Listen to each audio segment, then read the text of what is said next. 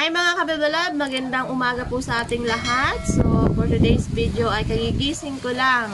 At masama po ang aking pakiramdam dahil sinisipon and then masakit ang ulo. So, kahit ganyan pa man, ako ay magluluto pa rin ng aming umagahan ni Eric at ni Nana. So, magluluto ako ng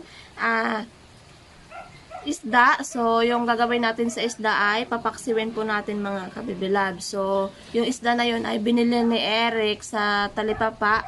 At dahil hindi pa rin po makakapagpangisda dahil malakas pa rin po ang dagat at pangit ang panahon kasi malakas yung hangin din dito sa amin.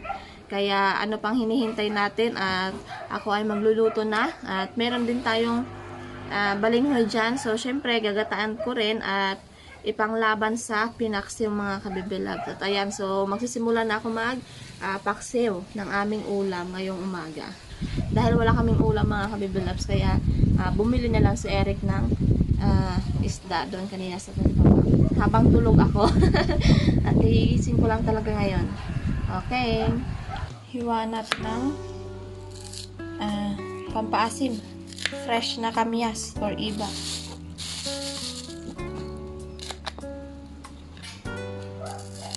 So, nagayat din ako pala ng luya. Ayan, para pampatanggal ng langsa. And then, sibuyas. So, wala lang tayong bawang. Naubusan tayo ng bawang.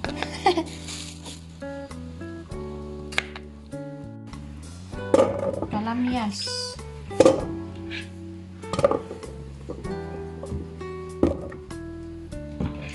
Sibuyas. Iba.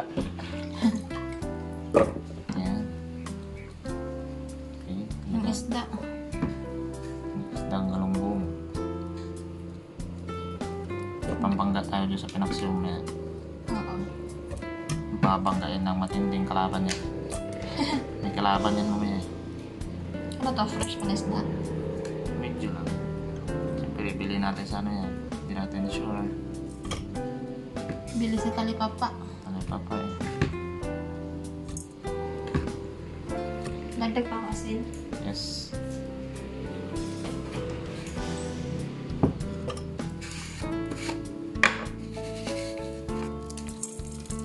Yan, tama na.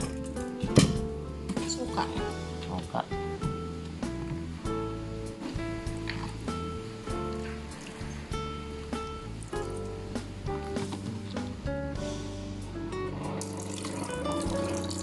So, salang na natin mga kabibilabs.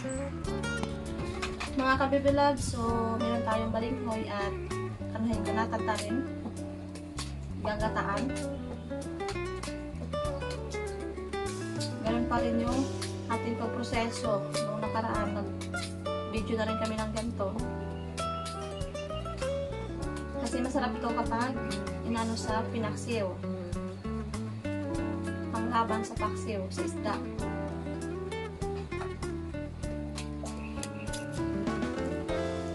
Color white yung ating balinghoy.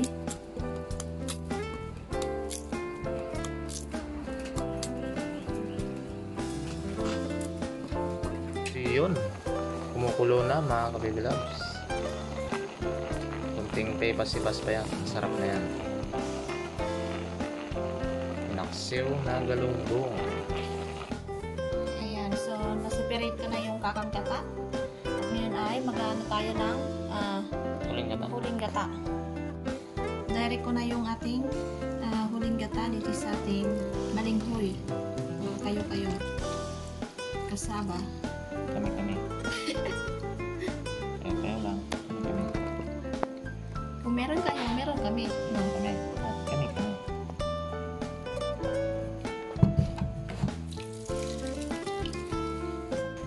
Nakasala na po yung ating ginataang balinghoy. So, hihintayin lang natin na maluto. Then, lagyan ng unang gata. Yeah. Tingnan natin ang ating ginataan. So, kumukulo na siya. Haluin ko lang.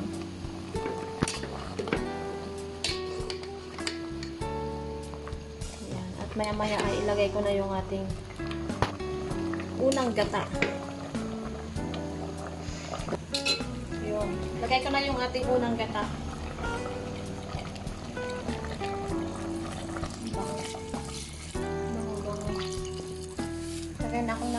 white sugar.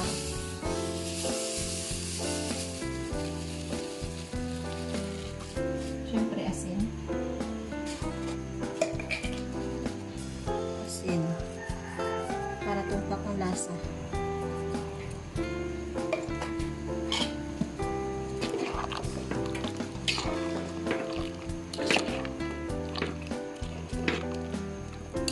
Silipin na natin ating pinataan. Wow! Malapot na po siya at pwede nang iulam. Pwede nang kainin. Okay, so luto na ito mga ka-baby loves. Lagay na natin sa mangkok. Kay Nana.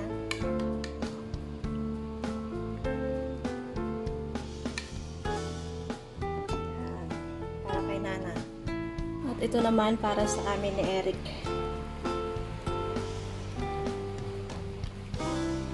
Sarap to. Malapot. Kahit sabaw lang okay na sa akin to.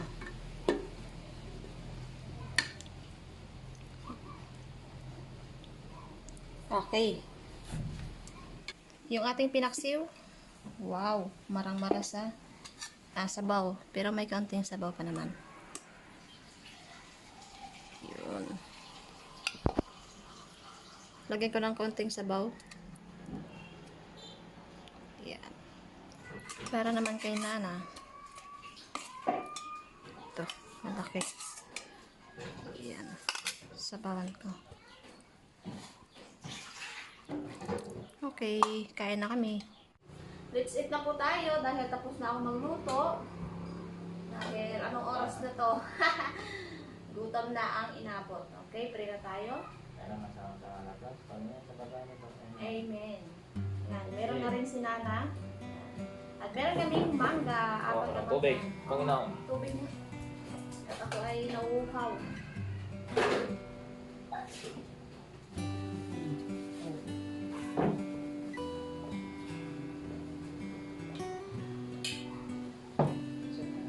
Yeah.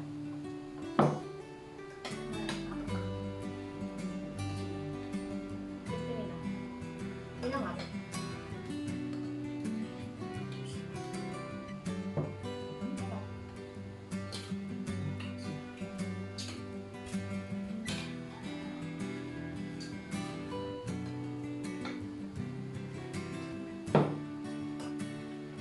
Laban talaga ang ano. Laban sa ilan.